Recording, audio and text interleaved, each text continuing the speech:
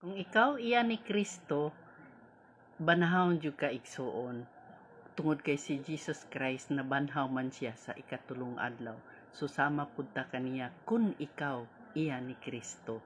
Nag-ingon diri sa 1 Corinthians 15:23, apan ang pagbanhaw sa matag usa himuon sa hustong hanay. Si Kristo maoy una sa tanan. So una siya nabanhaw. Unya musunod kadtong iya ni Kristo inig-abot na niya. So musunod ta igsuon.